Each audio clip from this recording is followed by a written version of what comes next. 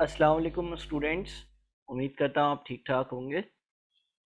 आज हमारा session number 27 है। तो इसमें हम विंटर 2008 का क्वेश्चन नंबर 5 जो है उसको डिस्कस करेंगे। और ये अगेन आप लोगों के एक पास पेपर का सवाल है। इस सवाल को ज़रा डिस्कस करते हैं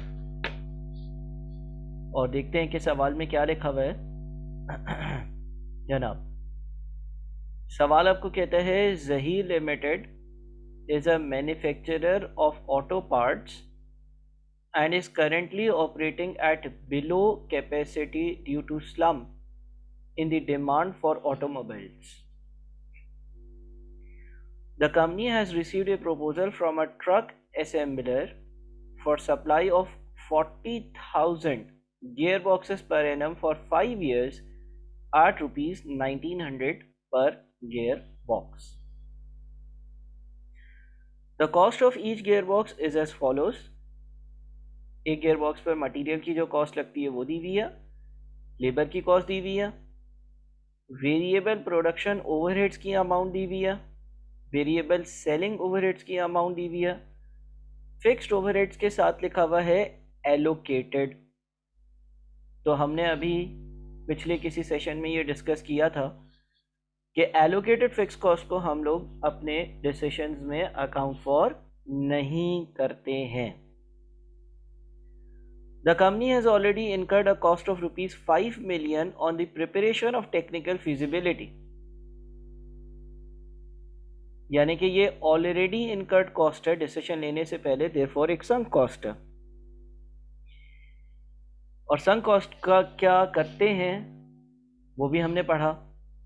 the additional cost for setting up the facility for this order would be rupees 20 million। ये इनिशियल आउटले कह सकते हैं। The company maintains a debt to equity ratio of 60:40. Cost of debt and cost of equity of the company is 16% and 19% respectively.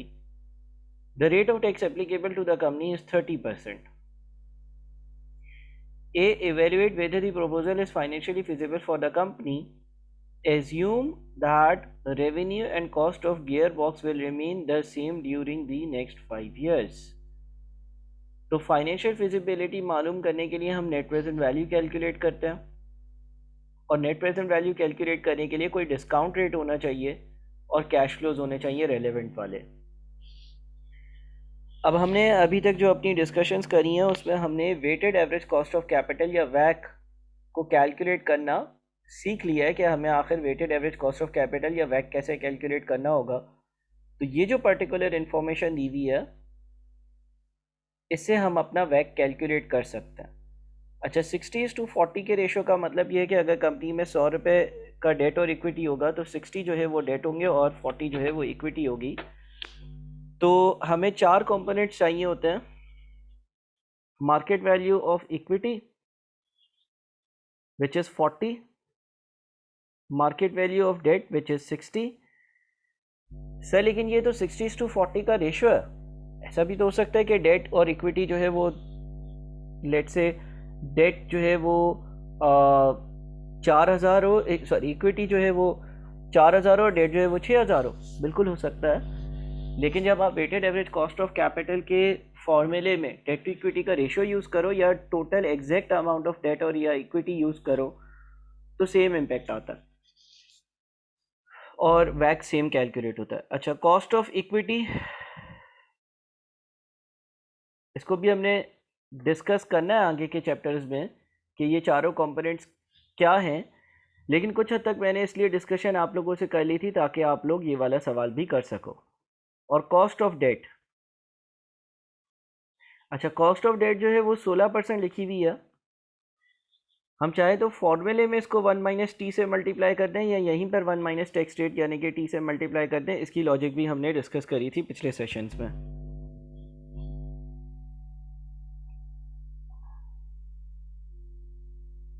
तो हमारा जो weighted average cost of capital बनेगा वो बनेगा market value of equity into percentage plus market value of debt into cost of debt. ठीक है, ये total net cost है और market value of debt plus market value of equity का ये टोटल एडिशन है, so this divided by this into percentage, ठीक है। 14.32%, 14.32% मेरा weighted average cost of capital आएगा। अच्छा, अब यहाँ पर टाइम हॉरिजॉन कितना है, कितने सालों की वर्किंग करनी है। आज मैंने 5 मिलियन का खर्चा किया है, सॉरी 5 मिलियन तो संक कॉस्ट थी, 20 मिलियन का खर्चा किया। 5 सालों के लिए हर साल ये गियर बॉक्सेस बिकेंगे, है ना, 5 साल के लिए हर साल ये गियर बॉक्स बिकेंगे।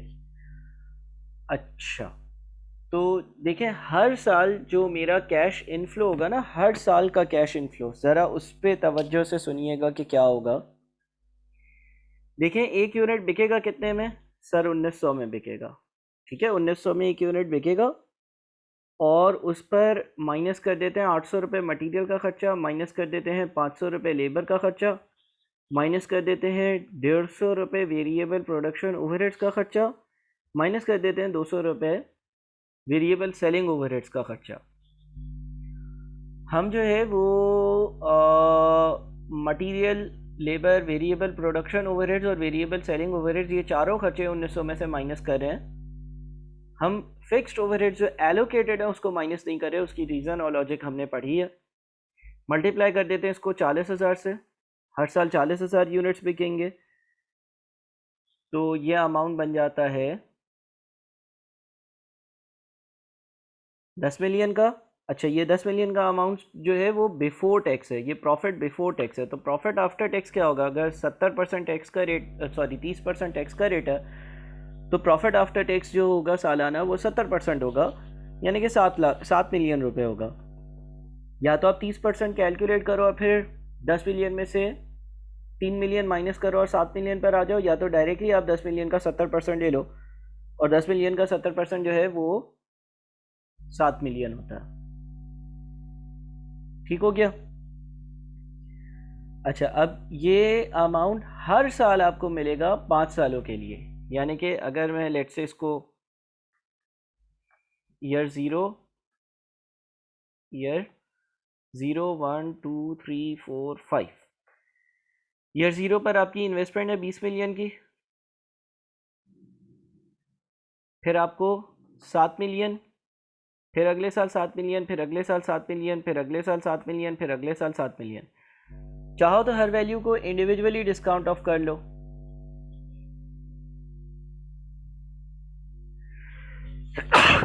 हम जानते हैं कि इंडिविजुअली हर वैल्यू को कैसे डिस्काउंट ऑफ करना है। जो आपके पास कैश फ्लोज है ना, हर साल के डिस्काउंट फैक्टर्स कैलकुलेट करके प्रेजेंट वैल्यूज निकाल लो।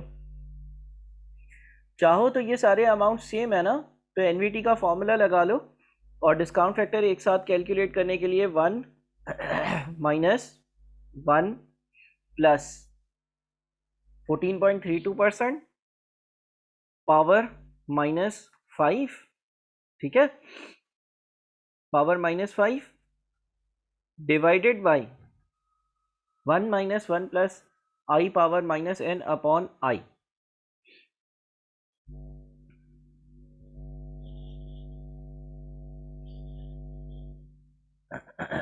3.407 मैंने एक साथ कैलकुलेट कर दिया।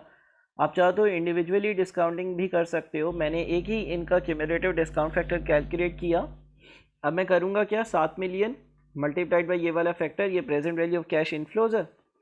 अच्छा जी, present value of cash inflows minus present value of cash outflows, 23.847898 में से 20 माइनस कर दिया, तो ये मेरी नेट प्रेजेंट वैल्यू आ जाती है इस पर्टिकुलर प्रोजेक्ट की। काफ़ी वर्किंग्स मैंने डायरेक्ट किया, आप अपने सवाल सॉल्व करोगे तो एक्सप्लेन कर करोगे। मेरा पर्पस सवाल को समझाना है, तो थोड़ा सा मैंने डायरेक्ट काम किया, और क्योंकि नेट प्रेजेंट वैल्यू पॉजिटिव आ रही है, तो आंसर जो होगा वो ये होगा कि the proposal is financially feasible for the company as it has a positive net present value. तो ये तो हमारा पहला पार्ट हो गया, ठीक है ना, ये हमारा पहला पार्ट हो गया, जिसमें से उसने लिखा था evaluate whether the proposal is financially feasible for the company, assume that revenue and cost of gearbox will remain the same during the next 5 years. उसके बाद अगली चीज़ है carry out a sensitivity analysis to determine which of the following variables is most sensitive to the feasibility of the order. तो sensitivity analysis भी calculate करना हम जानते हैं, हमने सीखा, लेकिन अब हम इधर इस सवाल में अप्लाई करते हैं और मटेरियल पे देखते हैं कि क्या सेंसिटिविटी होगी बारी बारी। सेंसिटिविटी टू मटेरियल का तरीका क्या था? NPV of the project divided by present value of material cost, है ना। एनपीवी ऑफ द प्रोजेक्ट यानी कि जो प्रोजेक्ट की नेट प्रेजेंट वैल्यू है divided by present value of material cost, material की जो कॉस्ट है उसकी जो प्रेजेंट वैल्यू बनती है वो प्रेजेंट वैल्यू। अच्छा जी, अब मटेरियल की देखिए आपके पास जो कॉस्ट आ रही है ना वो 800 रुपये आ रही है। ठीक है, मटेरियल की जो कॉस्ट आ रही है वो 800 रुपये आ रही है। मैं एक साल का खर्चा निकालता हूँ मटेरियल का, 800 रुपये इंटू 40,000, क्योंकि एक साल में आप 40,000 चीज़ें जो है वो बना रहे हो, मल्टीप्लाइड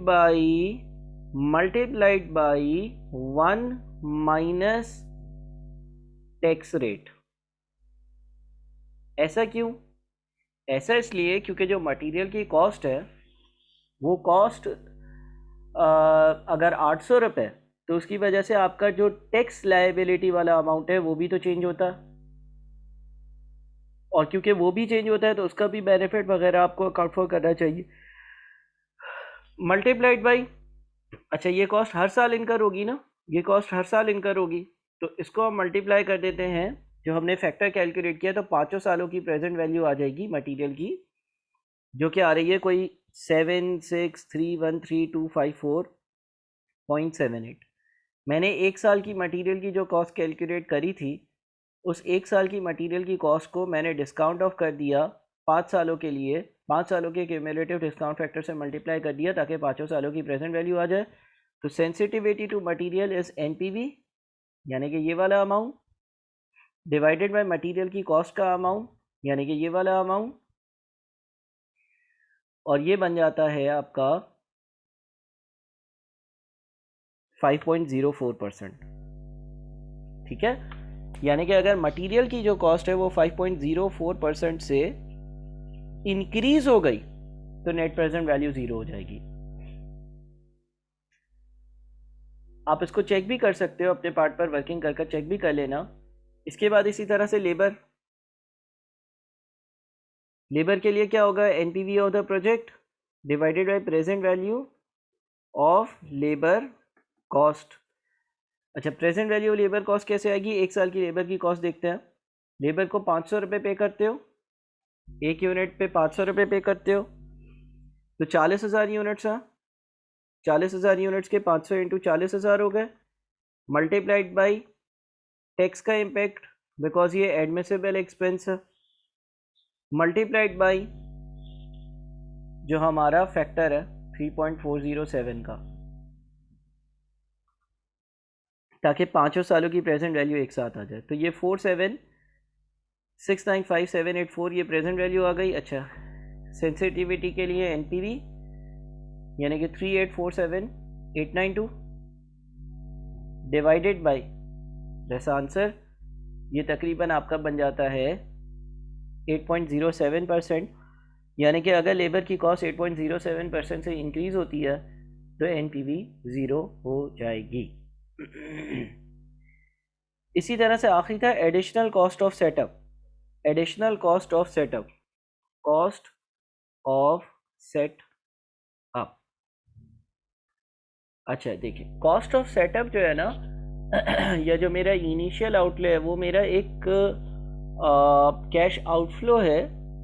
ठीक है, और उसकी एनपीवी उसकी सेंसिटिविटी के लिए एनपीवी डिवाइडेड बाई जो आपका present value of additional cost of setup है, वो आप अलाउेबल फॉर टैक्स पर्पसेस नहीं है, तो डायरेक्टली एनपीवी की अमाउंट 3847892 डिवाइडेड बाय इन्वेस्टमेंट की अमाउंट, इन्वेस्टमेंट की अमाउंट कितनी थी?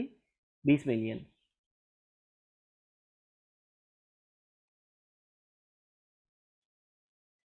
तो ये आपका बन जाता है 19.24 या हाँ तकरीबन 19.24%।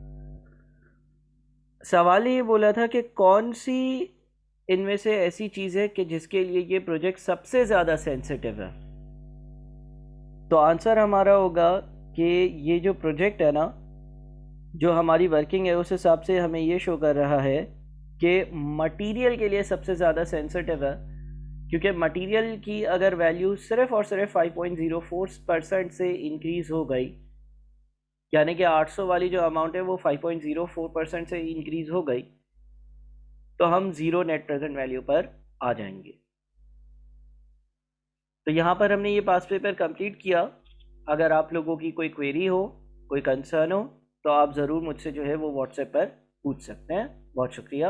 अल्लाह हाफ़िज़।